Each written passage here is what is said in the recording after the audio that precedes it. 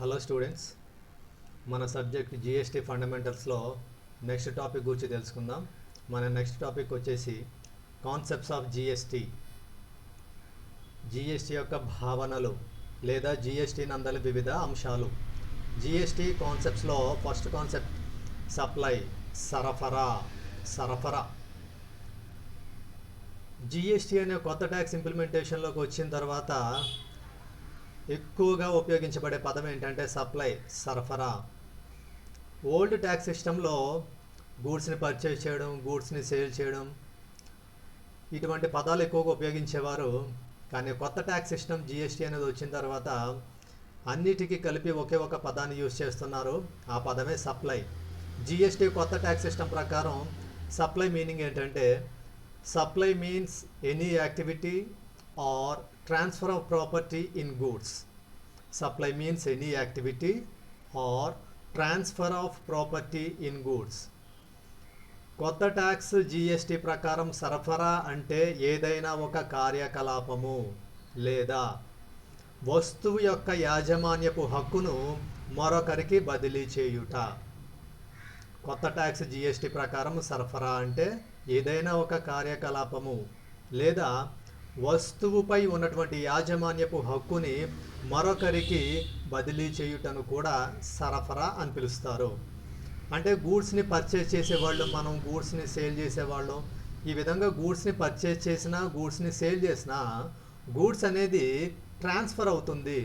ఈ ట్రాన్స్ఫర్ అవుతుంది కాబట్టి పర్చేజెస్, సేల్స్ అనే పదాలు పక్కన పెట్టేసి ఒకే ఒక పదం తీసుకొచ్చారు, సప్లై. దీని ప్రకారం గూడ్స్ని పర్చేజ్ చేసామనుకోండి, గూడ్స్ మన దగ్గరకు వస్తుంది.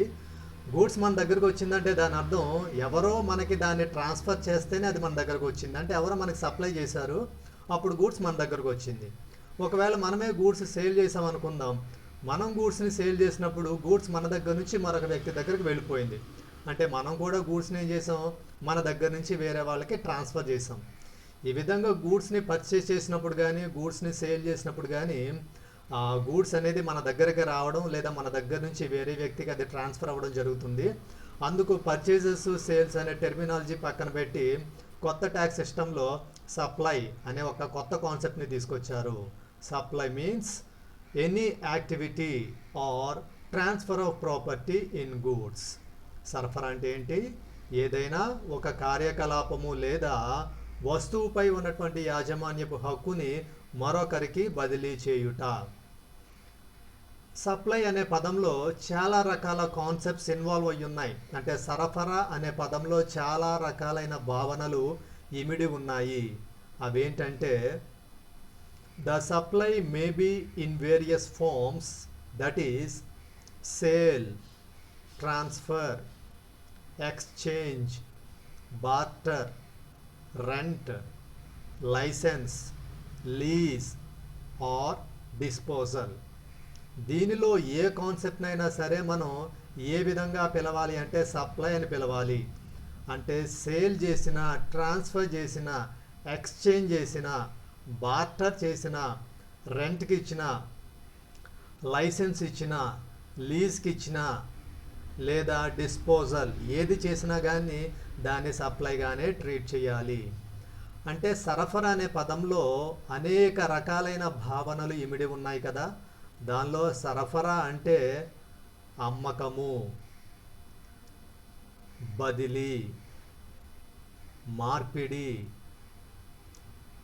బార్టర్ వస్తు మార్పిడి, రెంట్ అద్దె, లైసెన్స్కి ఇచ్చుట, లీజుకి ఇచ్చుట, డిస్పోజల్ పారవేయుట లేదా వదిలివేయుట. ఈ విధంగా ఏ కాన్సెప్ట్ని తీసుకున్నా దాన్ని మనం ఏ విధంగానే ట్రీట్ చేయాలంటే సప్లై, సరఫరాగానే భావించాలి. అంటే గూడ్స్ అండ్ సర్వీసెస్ని సేల్ చేసిన, ట్రాన్స్ఫర్ చేసిన, వాటిని ఎక్స్చేంజ్ చేసిన, బార్టర్ చేసిన, రెంట్కి ఇచ్చినా తీసుకున్న, లైసెన్స్కి ఇచ్చినా తీసుకున్న, లీజ్కి ఇచ్చినా తీసుకున్న, డిస్పోజల్ చేసిన, ఏమి చేసినా సరే ఈ అన్ని రకాల కాన్సెప్ట్స్ని కలిపి సప్లైగా ట్రీట్ చేయాలి, సరఫరాగా పరిగణించాలి. That's why the word supply has a broad meaning.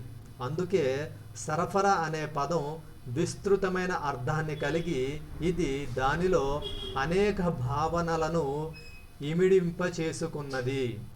So this is the concepts of GST. GST భావనలో మొదటి భావన సప్లై.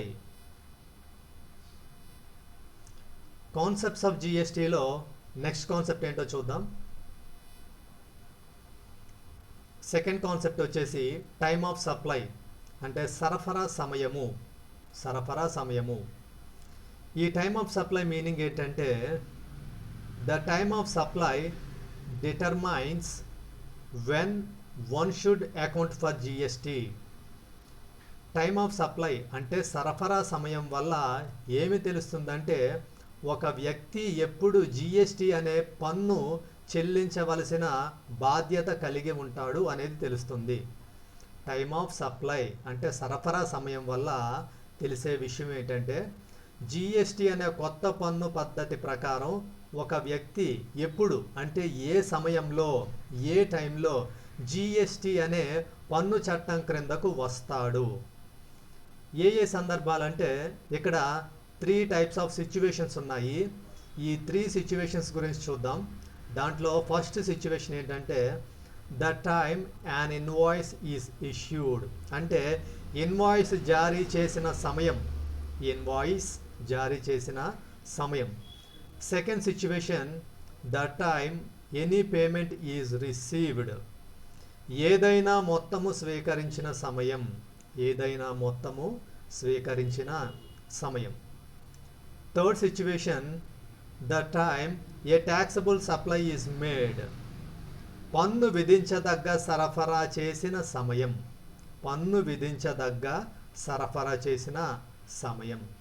ఈ విధంగా జిఎస్టి క్రింద ఏదైనా సప్లై చేసినప్పుడు ఆ సప్లై మీద ట్యాక్స్ వేసేటప్పుడు దేన్ని కన్సిడర్ చేస్తారంటే టైమ్ ఆఫ్ సప్లై అంటే సరఫరా చేసిన సమయాన్ని కన్సిడర్ చేస్తారు.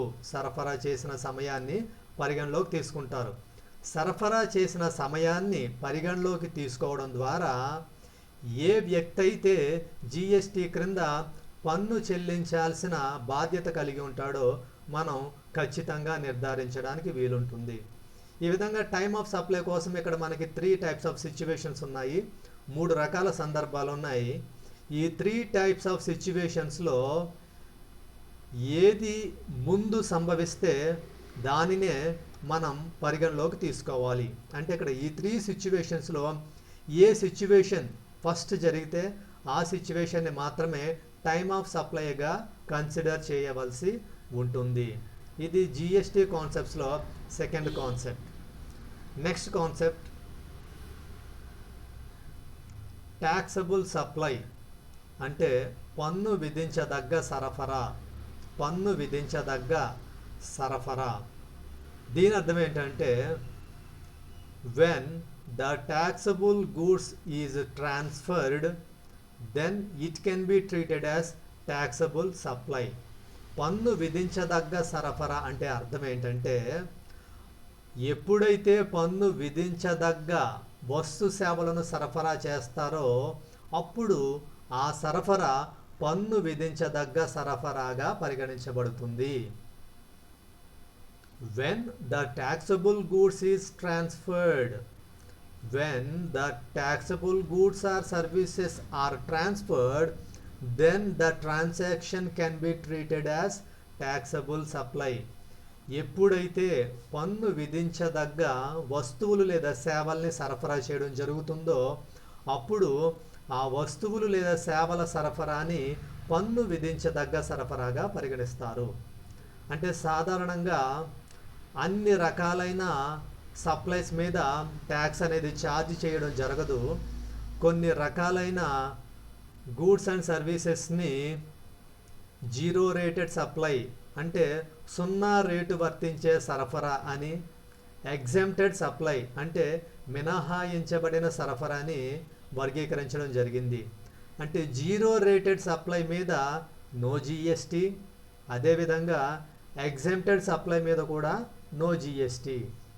అలా కాకుండా వేటి మీద అయితే అంటే ఏ వస్తువులు సేవల సరఫరా మీద అయితే పన్ను విధించబడుతుందో వాటిని కానీ సరఫరా చేసినట్లయితే ఖచ్చితంగా అది పన్ను విధించదగ్గ సరఫరా అవుతుంది. దాని మీద ఖచ్చితంగా జిఎస్టీ అనేది ఛార్జ్ అవుతుంది. దీన్నే ట్యాక్సబుల్ సప్లై, పన్ను విధించదగ్గ సరఫరా అంటారు. సింపుల్గా అర్థం చేసుకోవాలంటే ఎప్పుడైతే పన్ను విధించదగ్గ వస్తు సేవల్ని సరఫరా చేస్తారో అప్పుడు దానిని పన్ను విధించదగ్గ సరఫరా అంటారు. Next concept place of supply అంటే సరఫరా ప్రదేశము. సరఫరా ప్రదేశము the place where the taxable event takes place is called as place of supply. Place of supply అంటే సరఫరా ప్రదేశము. ఈ సరఫరా ప్రదేశం అంటే ఏ ప్లేస్లో అయితే ట్యాక్స్ అనేది ఛార్జ్ చేయడం జరుగుతుందో ఆ ప్లేస్నే ప్లేస్ ఆఫ్ సప్లై అంటారు. అంటే జిఎస్టీ అనేది గూడ్స్ని సప్లై చేసేటప్పుడు ఏ ప్లేస్ నుంచి అయితే సప్లై చేస్తున్నారో ఆ ప్లేస్లో కాకుండా ఆ సప్లై చేసిన గూడ్స్ ఏ ప్లేస్ని అయితే రీచ్ అవుతున్నాయో, ఏ ప్లేస్కి అయితే అవి చేరుకుంటున్నాయో ఆ ప్లేస్లో జిఎస్టీ ఛార్జ్ చేయబడుతుంది. కాబట్టి జిఎస్టీ అనే కొత్త ట్యాక్స్లో ప్లేస్ ఆఫ్ సప్లై అనేది కూడా చాలా ఇంపార్టెంట్ రోల్ ప్లే చేస్తుంది. కొత్త ట్యాక్స్ జిఎస్టీలో సరఫరా ప్రదేశం అనేది కూడా చాలా ప్రాముఖ్యతను కలిగి ఉంది. అంటే జిఎస్టీ ప్రకారం ఏ ప్రదేశం నుంచి అయితే వస్తువులు సరఫరా చేశామో అది ప్రాముఖ్యం కాదు, మనం సరఫరా చేసిన వస్తువులు ఏ ప్రదేశానికైతే చేరుకున్నాయో, అంటే వస్తు సేవలు ఏ గమ్యస్థానానికి చేరుకున్నాయో ఆ ప్రదేశంలో జిఎస్టీ అనేది విధించబడుతుంది. అందుకే జిఎస్టీ అనే ట్యాక్స్లో ప్లేస్ ఆఫ్ సప్లై అనే కాన్సెప్ట్ చాలా ఇంపార్టెంట్ కాన్సెప్ట్. జిఎస్టీ యొక్క మీనింగ్లో GST is a destination based tax అని కూడా చెప్తారు. అంటే జిఎస్టీ అనేది ఒక గమ్యస్థాన ఆధారిత పన్ను. అంటే జిఎస్టీ అనేది ఎక్కడైతే గూడ్స్ మూవ్ అయినాయో, ఏ ప్లేస్ నుంచి అయితే గూడ్స్ సప్లై చేయడం జరిగిందో ఆ ప్లేస్లో జిఎస్టీని ఛార్జ్ చేయరు. కానీ ఆ గూడ్స్ ఏ ప్లేస్కి అయితే రీచ్ అయినాయో, గూడ్స్ యొక్క డెస్టినేషన్ ప్లేస్ ఏంటో ఆ ప్లేస్లో మాత్రమే జిఎస్టీ అనేది ఛార్జ్ చేయబడుతుంది. అందుకే జిఎస్టీ అనేది ఒక గమ్యస్థాన ఆధారిత పన్ను. That's why GST is a destination based tax. Concepts of జిఎస్టీలో next concept input tax credit. దీన్ని తెలుగులో సేమ్ అలాగే పిలుస్తారు. అంటే ఇన్పుట్ ట్యాక్స్ క్రెడిట్ అంటారు, లేదా ఇన్పుట్ పన్ను క్రెడిట్ అంటారు, లేదా ఇన్పుట్ పన్ను అరు అని కూడా పిలుస్తారు. సరే, ఎక్కువగా మాత్రం మనం ఇన్పుట్ ట్యాక్స్ క్రెడిట్ అని పిలుస్తూ ఉంటాం. సరే, ఈ కాన్సెప్ట్ ఏంటంటే input tax credit means the credit which is available on the purchase of inputs. Input tax credit means the credit which is available on the purchase of inputs.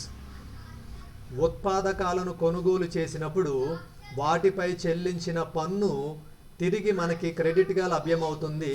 దానినే input పన్ను credit అంటారు. Input tax credit అంటే మనం ఎప్పుడైతే ఇన్పుట్స్ని purchase చేస్తామో ఆ purchase చేసిన inputs మీద ఆల్రెడీ ఎంతో కొంత ట్యాక్స్ పే చేసి ఉంటాం. ఆ విధంగా పే చేసిన ట్యాక్స్ని మనం తిరిగి ఆ ఇన్పుట్స్ను ఉపయోగించి ఏదైనా ఒక మెటీరియల్ రెడీ చేసి ఆ మెటీరియల్ని తిరిగి సేల్ చేస్తున్నప్పుడు మళ్ళీ ట్యాక్స్ పే చేయవలసి ఉంటుంది. అప్పుడు ఆల్రెడీ ఇన్పుట్స్ మీద ఎంతైతే ట్యాక్స్ పే చేసామో, ఇన్పుట్స్ మీద అంటే పర్చేస్ చేసే టైంలో, మెటీరియల్ని పర్చేస్ చేసే టైంలో ఎంతైతే ట్యాక్స్ని పే చేసామో ఆ ట్యాక్స్ని ఆ మెటీరియల్కి తర్వాత రకరకాల ప్రాసెస్లు చేసి దాన్ని ఒక అవుట్పుట్గా తయారు చేసి అవుట్పుట్ని తిరిగి సేల్ చేసేటప్పుడు ఆ సేల్ చేసే సందర్భంలో ఛార్జ్ చేయాల్సిన ట్యాక్స్ నుంచి డిడక్ట్ చేస్తారు, తగ్గింపుగా ఇస్తారు. అందుకే దీన్ని ఇన్పుట్ ట్యాక్స్ క్రెడిట్ అంటారు. అంటే ఇన్పుట్ పన్ను క్రెడిట్ అని పిలుస్తారు. ఇది జిఎస్టీలో ఉన్నటువంటి ఒక మంచి చెప్పుకోదగ్గ అడ్వాంటేజ్. ఈ అడ్వాంటేజ్ వల్ల గూడ్స్ ఆర్ సర్వీసెస్ ఎండ్ కస్టమర్కి అంటే అంతిమ వినియోగదారునికి కొంచెం తక్కువ ధరకి లభ్యం అవడానికి అవకాశం ఉంది. ఇది వరకు ట్యాక్స్ సిస్టంలో ఏ విధమైన సెనారియో ఉండేదంటే ప్రతి సిచ్యువేషన్లో కూడా ప్రతి స్టేజ్లో కూడా ట్యాక్స్ ఛార్జ్ చేసేవారు. అయితే ఏ స్టేజ్లో కూడా ఏ సిచ్యువేషన్లో కూడా ప్రీవియస్గా ఛార్జ్ చేసిన ట్యాక్స్ని డిడక్షన్గా ఇచ్చేవారు కాదు. ఏ సిచ్యువేషన్కి ఆ సిచ్యువేషన్, ఏ స్టేజ్కి ఆ స్టేజ్ సెపరేట్గా ట్యాక్స్ ఛార్జ్ చేసుకుంటూ వెళ్ళేసరికి ఈ విధంగా ఒక గూడ్స్ మ్యానుఫ్యాక్చరర్ దగ్గర నుంచి ఎండ్ కస్టమర్కి చేరేసరికి డిఫరెంట్ స్టేజెస్ ఉంటాయి అనుకుంటే ప్రతి స్టేజ్లో కూడా ఆ గూడ్స్ మీద ట్యాక్స్ ఛార్జ్ చేయబడి ఆ గూడ్స్ అల్టిమేట్గా ఎండ్ కస్టమర్ని రీచ్ అయ్యేసరికి హై ప్రైస్ అనేది ఉండడం జరిగేది. కానీ కొత్త ట్యాక్స్ సిస్టమ్ జిఎస్టీలో ఈ రకమైన సిస్టమ్ని క్యాన్సిల్ చేసి కొత్త సిస్టమ్ని తీసుకొచ్చారు. అదే ఇన్పుట్ ట్యాక్స్ క్రెడిట్, అంటే ఇన్పుట్ పన్ను క్రెడిట్. దీనివల్ల రా మెటీరియల్ని పర్చేస్ చేసినప్పుడు లేదా ఇన్పుట్స్ని పర్చేస్ చేసినప్పుడు ఎంత ట్యాక్స్ అయితే పే చేయడం జరుగుతుందో ఆ ట్యాక్స్ని తిరిగి అదే ప్రోడక్ట్ని మనం అవుట్పుట్గా బయటికి సేల్ చేసేటప్పుడు ఎంత ట్యాక్స్ అయితే పే చేయవలసి ఉంటుందో దాని నుంచి డిడక్షన్గా ఇస్తారు. దీనివల్ల కస్టమర్కి బెనిఫిట్ ఉంటుంది, మ్యానుఫ్యాక్చరర్కి బెనిఫిట్ ఉంటుంది, గూడ్స్ని ప్రొడ్యూస్ చేసే రకరకాల పర్సన్స్కి, డీలర్స్కి కూడా చాలా రకాల బెనిఫిట్ ఉంటుంది. అందుకే దీన్ని జిఎస్టీ బెనిఫిట్స్లో, అడ్వాంటేజెస్లో ఒక one of the best benefit or అడ్వాంటేజ్గా చెప్పుకుంటారు. సో ఇవి కాన్సెప్ట్స్ ఆఫ్ జిఎస్టీ. ఒకసారి కాన్సెప్ట్స్ ఆఫ్ జిఎస్టీని రిమైండ్ చేసుకుందాం. కాన్సెప్ట్స్ ఆఫ్ జిఎస్టీలో ఫస్ట్ కాన్సెప్ట్ ఏమో సప్లై, అంటే సరఫరా. జిఎస్టీ అనే కొత్త ట్యాక్స్ ప్రకారం ఏ రకమైన ట్రాన్స్ఫర్ జరిగినా, అంటే సేల్ చేసిన, ట్రాన్స్ఫర్ చేసిన, ఎక్స్చేంజ్ చేసిన, బార్టర్ చేసిన, రెంట్కి ఇచ్చిన, లైసెన్స్కి ఇచ్చిన, లీజ్కి ఇచ్చిన, డిస్పోజల్ చేసిన దేన్నైనా సరే దాన్ని ఏ విధంగా కన్సిడర్ చేస్తారంటే సప్లైగా కన్సిడర్ చేస్తారు. Next concept time of supply. జిఎస్టీలో టైమ్ ఆఫ్ సప్లై అనేది చాలా ఇంపార్టెంట్ రోల్ ప్లే చేస్తుంది. అంటే మనం సప్లై చేసిన గూడ్స్ ఆఫ్ సర్వీసెస్ యొక్క టైం చాలా కీ రోల్ ప్లే చేస్తుంది. టైంకి మనకి ఇక్కడ 3 టైప్స్ ఆఫ్ సిచ్యువేషన్స్ ఉన్నాయి. ఈ 3 సిచ్యువేషన్స్లో విచ్ ఎవర్ ఈజ్ ఎర్లియర్, అంటే ఏ సిచ్యువేషన్ అయితే ముందు జరుగుతుందో ఆ సిచ్యువేషన్నే టైమ్ ఆఫ్ సప్లైగా కన్సిడర్ చేయడం జరుగుతుంది. నెక్స్ట్ కాన్సెప్ట్ ట్యాక్సబుల్ సప్లై, అంటే పన్ను విధించదగ్గ సరఫరా అని తెలుగులో నేర్చుకున్నాం.